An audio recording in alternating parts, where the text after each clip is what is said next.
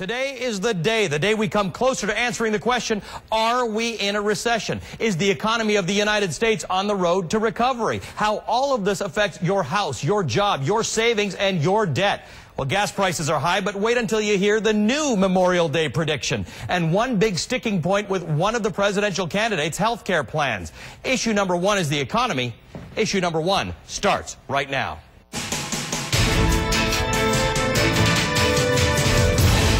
Well, welcome to issue number one. I'm Ali Velshi. Jerry Willis will be along in just a moment. Well, it's settled. The U.S. economy is not in a recession.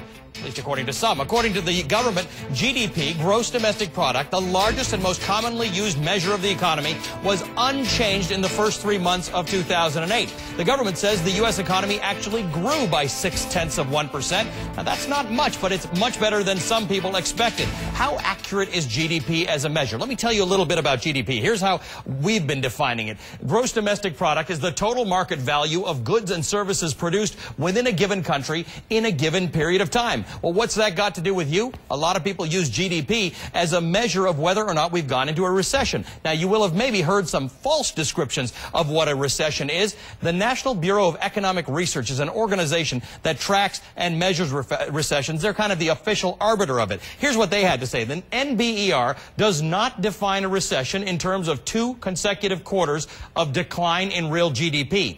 Rather, a recession is a significant decline in economic activity spread across the economy, lasting more than a few months. Well, if you take that description of a recession, you might think differently about where we are. We know we've had job losses. We know we've had lower home prices and falling home sales and high inflation and gas prices. So what's the problem right now? Let's ask some people who know about this. Lakshman Achutan is the managing editor of the Economic Cycle Research Institute, and Peter Schiff is the president of Euro-Pacific Capital, the author of Crash Proof, How to Profit from a Coming Economic Collapse. Welcome to both of you. Lakshman, you've been pretty clear. By the way, the Federal Reserve is meeting right now, and within 2 hours or so, they'll give us a decision on interest rates. Some people are expecting a cut.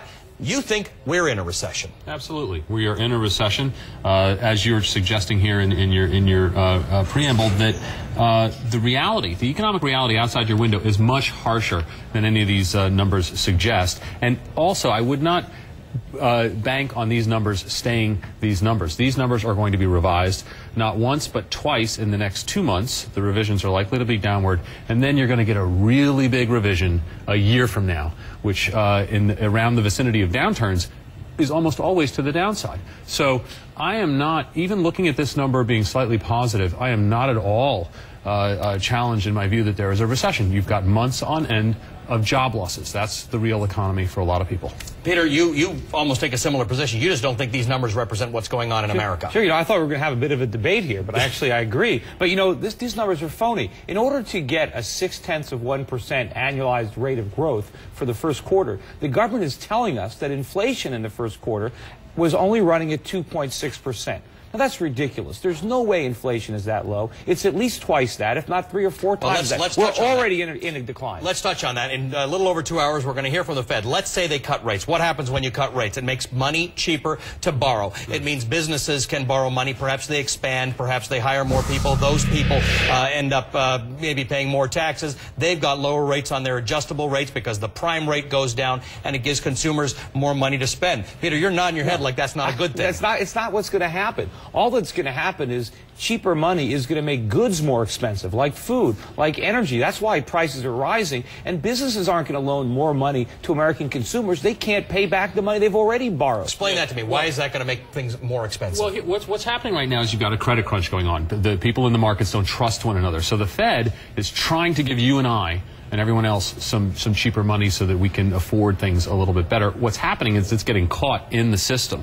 And the credit markets, instead of passing that on to consumers in the form of lower rates, they're saying, we don't trust everybody. What's the safest thing for us to do? What's the safe haven for us? It's actually going long, investing, making bets on food and energy, which actually hurts the consumer. So the Fed is in a very tight spot. So as they lower interest rates in an attempt to goose the economy, what they've done is they've goosed the price of wheat, of corn, of soybeans, of eggs, of exactly. But they shouldn't be trying to goose the economy. The economy needs to go through this recession. The problem is we borrowed and spent too much money. What we don't need now is more of the same. We need to start saving again. We need to start producing again, and that means a recession. I think we might have some disagreement now. Here. We got finally. Finally, we got to debate. Sure, we have excesses, and you need to work them off, and you have to pay the piper. A housing boom, a credit debacle.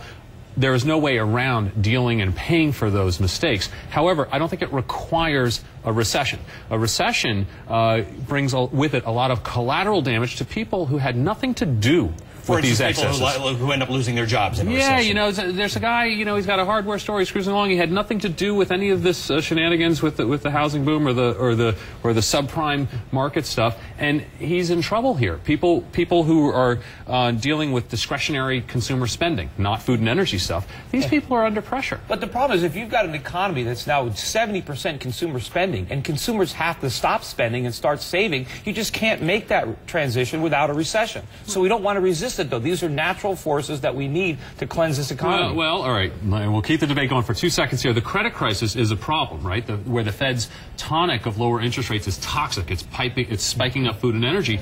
Now, if we had avoided a recession, if we had avoided these job losses that we're going to hear about later on this week, okay? Yeah. Then your increases in foreclosures would start to dissipate a bit. Instead, foreclosures are going up, pushing home prices down, making the credit problem worse. So my only point is that avoiding a recession, the actual contraction, gives you some breathing room.